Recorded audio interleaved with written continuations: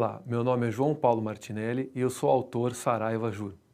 E eu sou o professor Leonardo Debem, coautor do livro Lições Fundamentais de Direito Penal, que se encontra na 3ª edição pela editora Saraiva Jur. O tema desta aula do minicurso é pena restritiva de direito. Bom, pessoal, o artigo 32 do Código Penal elenca 3 espécies de penas. Inciso 1º, pena privativa de liberdade, inciso 2º, pena restritiva de direito e inciso 3º, a pena de multa. Apenas as penas privativas de liberdade e as penas de multa são classificadas como penas principais, porque elas estão cominadas nos respectivos tipos penais.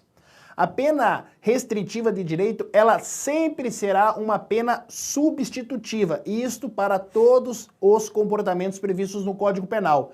É incorreto o juiz aplicar simultaneamente, concomitantemente, uma pena privativa de liberdade e uma pena restritiva de direitos. Isso porque o artigo 44 do Código Penal diz que as penas restritivas, elas são autônomas e substituem as penas privativas de liberdade. Mas, quais são os requisitos legais para que seja possível uma substituição da privação de liberdade por uma sanção alternativa?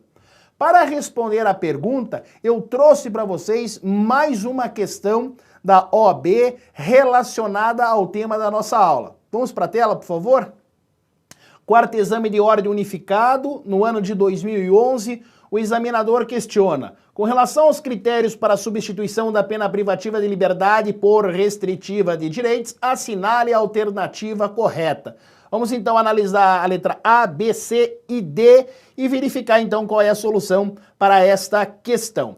A alternativa A informa que a substituição nunca poderá ocorrer se o réu for reincidente em crime doloso. Pois bem, pessoal, vamos lá. Nos 3 incisos do artigo 44 estão elencados os requisitos legais ou os critérios que o juiz deve observar para verificar a possibilidade ou não da substituição. No inciso 1º, o juiz tem que considerar a natureza do delito praticado, a quantidade de pena aplicada e depois a modalidade de execução da infração. Então, é possível a substituição seja para um crime doloso como para um crime culposo. Porém, o crime doloso, seja dolo direto, dolo eventual, conforme a gente aprendeu aqui no nosso minicurso com o professor João Paulo Martinelli, ele exige outros requisitos. A pena final, após o sistema trifásico, ela não pode superar 4 anos. E além do quanto de pena aplicado pelo juiz, é necessário observar a forma como foi executada a conduta. Essa conduta ela não pode ter sido praticada mediante violência ou grave ameaça contra uma pessoa. Então, é possível sim a substituição da pena privativa de liberdade para crimes dolosos? A resposta é sim. Depende dessas condições do inciso 1º do artigo 44 e depende de mais um detalhe previsto no parágrafo 3º do artigo 44. A substituição para réus considerados reincidentes só pode ocorrer se o comportamento doloso não estiver relacionado ao mesmo tipo penal. É aquela classificação que a doutrina costuma falar de reincidência específica. Ou seja, é possível alguém condenado por um crime doloso, já reincidente, merecer a substituição penal?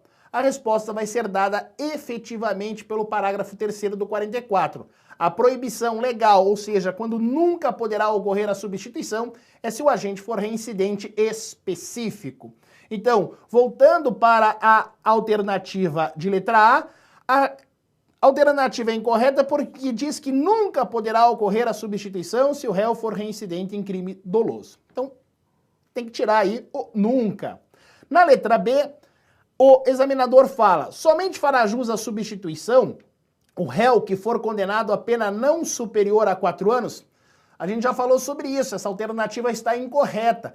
Prestem atenção, para os crimes dolosos, a substituição, quando eles não são praticados mediante violência ou grave ameaça contra a pessoa, exige que a pena não seja superior a 4 anos. Todavia, além dos crimes dolosos, existem também os crimes culposos, praticados por imprudência, negligência ou imperícia, de acordo lá com o artigo 18, inciso 2º do Código Penal. Agora, prestem atenção. Para os crimes culposos, não há um limite máximo de pena que deve ser respeitado para fins de substituição. Por exemplo, o crime de homicídio culposo de trânsito praticado por um agente que esteja conduzindo sob a influência do álcool. Uma qualificadora nova prevista para o artigo 302 do Código de Trânsito, que vai entrar em vigor daqui a alguns dias. As penas previstas para essa infração é de 5 a 8 anos. Nada impede que o juiz fixe uma pena superior a 4 anos, portanto, 5, 6 anos, e na sequência, desde que o condenado preencha todos os requisitos legais, substitua essa pena de privação de liberdade por penas restritivas de direitos. Então, a alternativa B, no nosso exemplo, no nosso exercício, ela também está incorreta. Vamos analisar a letra C? Se é superior a 1 ano, a pena privativa de liberdade poderá ser substituída por uma restritiva de direitos e multa ou por 2 restritivas de direitos. Pessoal, essa é a resposta correta na questão. Após o sistema trifásico, após o juiz cumprir as 3 fases do processo de injunção penal, ele vai alcançar um quanto de pena privativa de liberdade. Se essa pena superar 1 ano, a substituição deverá ser feita por uma pena restritiva e multa cumuladas ou por 2 penas restritivas de direitos. O elenco, o rol de penas restritivas de direito está prevista no artigo 43 do Código Penal. Agora, se a pena final, a pena de privação de liberdade, no seu quanto final, não ultrapassar 1 ano, for igual ou inferior a 1 ano, a substituição é feita por uma pena restritiva de direito ou multa. Para terminar, portanto, já sabemos que a alternativa correta é a letra C, mas precisamos entender por que a alternativa D estará incorreta. Em caso de descumprimento injustificado da pena restritiva de direitos, esta será convertida em privação de liberdade, reiniciando-se o cumprimento da integralidade da pena fixada em sentença. O erro nessa alternativa está justamente no termo integralidade. Por quê, pessoal?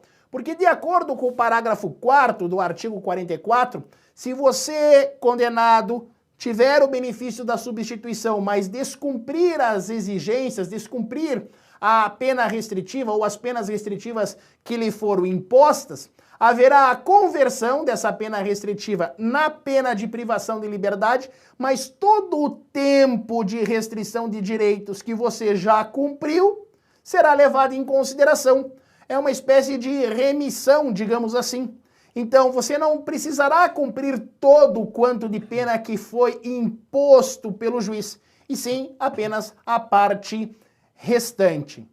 Esse tema da pena restritiva de direito, ele faz parte da lição número 47 da obra Lições Fundamentais de Direito Penal. Esperamos que todos tenham gostado dessa aula e também de todo o minicurso. Estão todos convidados a conhecerem a obra Lições Fundamentais de Direito Penal, que chegou agora à sua 3ª edição. Até já. Pessoal, muito obrigado pela atenção. Até mais.